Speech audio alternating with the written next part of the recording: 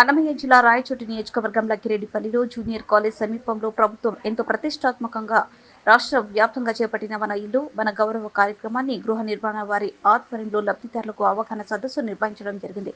ఈ కార్యక్రమంలో ముఖ్య ఉద్దేశం అసంపూర్తిగా ఉండే ఇండ్ల లబ్ధిదారులు త్వరితగతిన నిర్మాణాలను పూర్తి చేయాలని హౌసింగ్ అధికారులు పేర్కొన్నారు. అలాగే లబ్ధిదారులు ఇప్పటికే గ్రూప్ లెవెల్ మరియు స్లాబ్ స్థాయి వరకు నిర్మించిన గృహంలో నవంబర్ లోపు పూర్తి చేయాలని మరియు బేస్మెంట్ వరకు నిర్మించిన గృహాలను డిసెంబర్ 2024 లోపల పూర్తి చేయాలని వారు అన్నారు.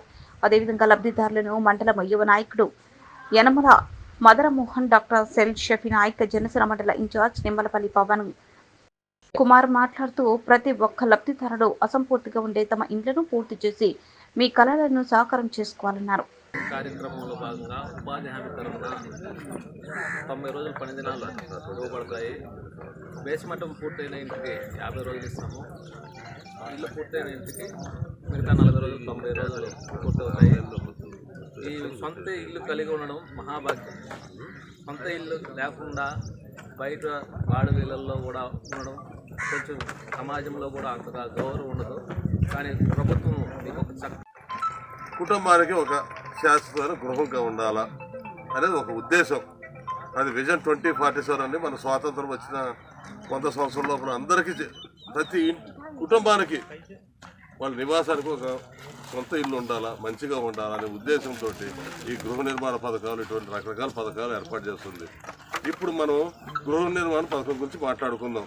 ఇప్పుడు మన మిత్రుడు చెప్పినట్టు డిసెంబర్ నాటికి అందరూ పూర్తి చేయాలి.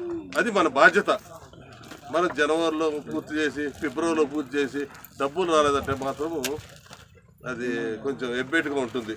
కాబట్టి మీరు ఎట్లా కష్టపడతారు, ఎందుకంటే మీకు డబ్బులు కూడా మళ్ళీ మన ఏపీఓ గారు చెప్తున్నారు, మీరు 100 days పనిలో అందరికీ కూలిపోయింది. ఎన్ఆర్జీఎస్ కరువు పని కార్డులు ఉన్నాయి. ఆ కరువు పని కార్డుగా కనుక మీకు 100 రోజుల పని అట్లా ఉండుంటే వాళ్ళు ఇల్లు కట్టుకోవడానికి మీకు ఆర్థిక సహాయం చేస్తారు ఆ 100 రోజులకి. అదే సమయంలో హౌసింగ్ ఏఈ గారికి, అలాగే ఏపీ సార్ గారికి, నాయకులకి చేసిన లబ్ధిదారులందరూ కూడా నమస్కారాలు. ఈ మన ఇల్లు మన గౌరవం ప్రోగ్రాం ముఖ్య ఉద్దేశం ఏంటంటే మీకు ఇప్పటి వరకు ఎంత